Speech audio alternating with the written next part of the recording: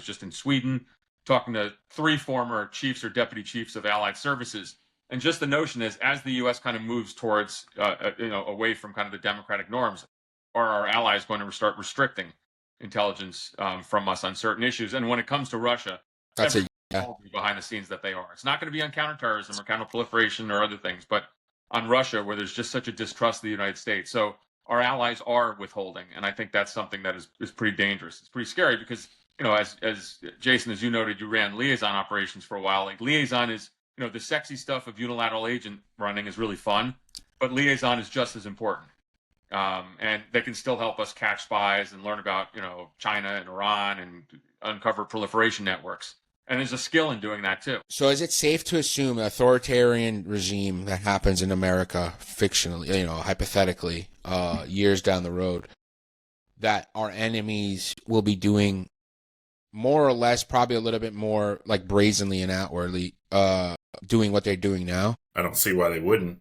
Right. I mean, if especially if that authoritarian regime is openly or even dog whistling support for what they're doing, I don't see why they wouldn't do it more brazenly. I mean, there goes friends on friends.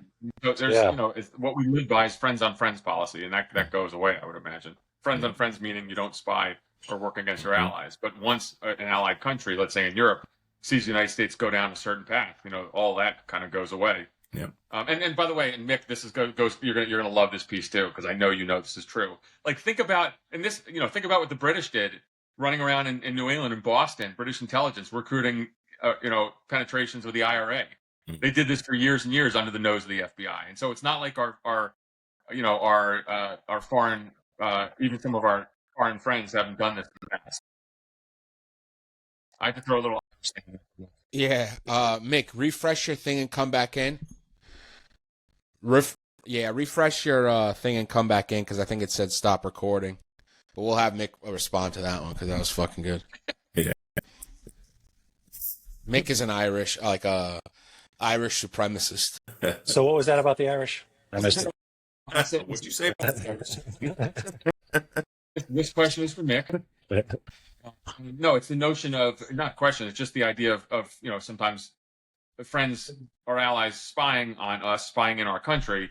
And my notion was, if the U.S. goes kind of down the road towards autocracy, you're going to see our allies not respect that friends on friends anymore. But my just comment was, well, sometimes they don't anyway, because you saw British intelligence who drive the FBI crazy because they'd run around Boston all the time. They're trying to recruit penetrations of the IRA. Oh, yeah. So they had already operated in the U.S. And, anything, mentioning the Irish, I have to, we mentioned Mick on this. So there you go. The old Black Rose, I've been there many times, not to get them focused on.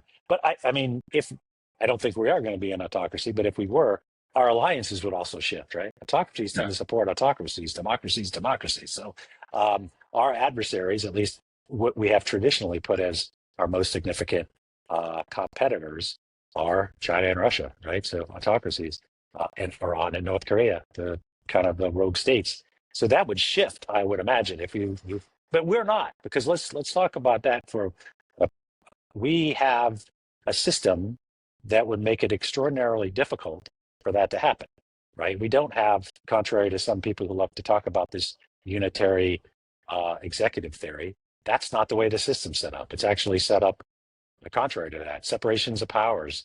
Article 1 is Congress. Article 2 is the executive branch, and Article 3 is the judiciary branch. They're all set up to never get to a point where we have all the power in one branch of government. But I know it's a thought experiment. So in the case that we surged that way, and remember, a lot of autocracies started as democracies, and then the people who were elected simply got rid of all the rights and freedoms that fall under democracy and shifted. But if we did, for this thought experience, our alliances would be different. We would be essentially more concerned about freedoms around the world spreading to the United States, right? So we would be more prone to be attached to the authoritarian states. And I just don't think that'll ever happen. Our country has essentially established its place in the world as being opposed to tyranny, right? From the very inception, to fighting for the freedom of all individuals to be citizens in the Civil War, to defeating Nazism in Europe, defeating Imperial Japanese in Asia, to winning the Cold War, right? This is what makes America America, and it's all in direct opposition to autocracy.